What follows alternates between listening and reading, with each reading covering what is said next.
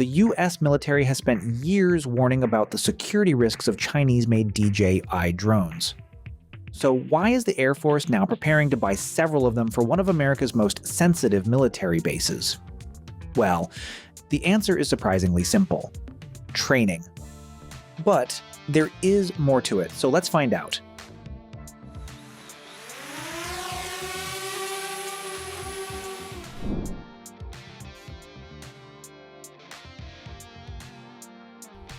According to newly released federal contracting documents, the U.S. Air Force wants to purchase refurbished DJI drones for counter-drone training at F.E. Warren Air Force Base in Wyoming. The base is home to the 90th Missile Wing, which operates Minuteman III intercontinental ballistic missiles. These DJI drones won't be used for surveillance or military operations. Instead, they'll become training targets. Security personnel will use them to practice detecting, tracking, and responding to the same types of commercial drones they could potentially face during a real attack. The Air Force's planned purchase includes 2 refurbished DJI Mavic 2 Pro drones with Flymore kits, 2 Mini 3 Pro drones, 2 Avatar, 2 Flymore combos, and 6 payload release devices.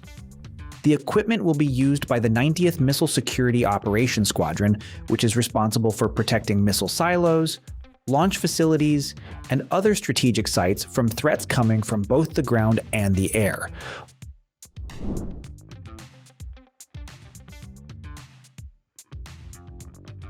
So why use DJI drones when the US government has been pushing American-made alternatives?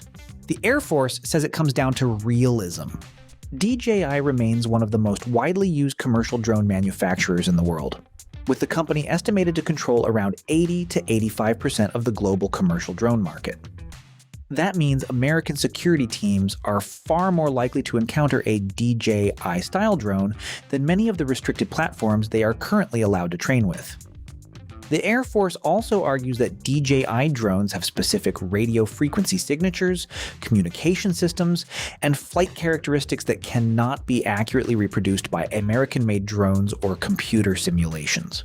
In other words, if you're training to stop a DJI drone, using a completely different drone doesn't give you the same experience. One Air Force justification document described buying DJI drones as an operational necessity, arguing that relying exclusively on approved American-made systems could leave security personnel unprepared for the commercial drones they are most likely to encounter.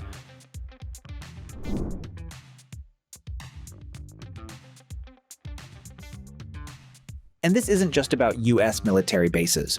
Commercial drones have become an increasingly important part of modern warfare. Relatively inexpensive quadcopters are now being used for reconnaissance, targeting, surveillance, and even attacks. Their availability and ease of use have made them a serious security concern for military installations around the world. The Pentagon recorded roughly 350 drone incursions at US military installations during 2024. European countries have also dealt with a number of suspected hostile drone incidents around sensitive locations. That has pushed the military to put much more emphasis on counter-drone systems and training.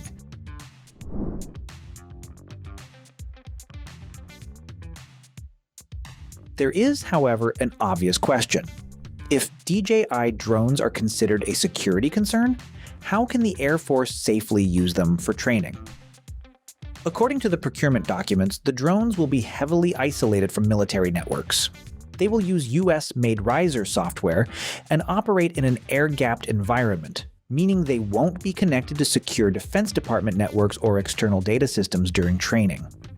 The purchase is also covered by a 2025 Defense Department policy that allows the military to obtain very limited quantities of foreign-made drones when they're required for electronic warfare testing, counter-drone development, or realistic training.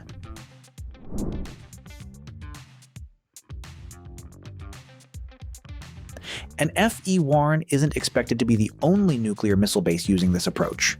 Contract documents indicate that Malmstrom Air Force Base in Montana is pursuing similar DJI systems.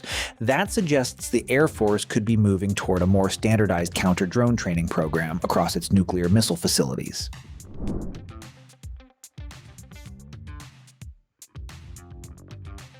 The timing is also interesting because DJI remains caught up in a broader dispute with the US government. The company has faced restrictions and scrutiny from US lawmakers and defense officials, including its designation on a Pentagon list of companies alleged to have ties to China's military.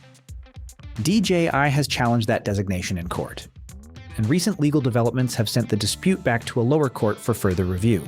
So while the US government continues to restrict DJI in many areas, the Air Force is making a very specific exception for training.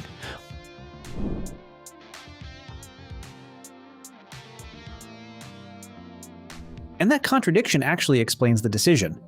The military doesn't necessarily want DJI drones operating around its sensitive facilities. It wants its personnel to understand exactly what they're dealing with if those drones show up. For the Air Force, the logic is straightforward. If DJI drones are among the most common commercial drones in the world, then counter-drone teams need to know how they behave before they have to stop one for real. The unusual part isn't that the Air Force is buying Chinese drones. It's that it's buying them specifically to learn how to defeat them. So that was all about why America's nuclear bases suddenly need DJI drones. What are your thoughts on this? Do let us know down in the comments, and like, share, and subscribe if you enjoyed this video. See you in the next one.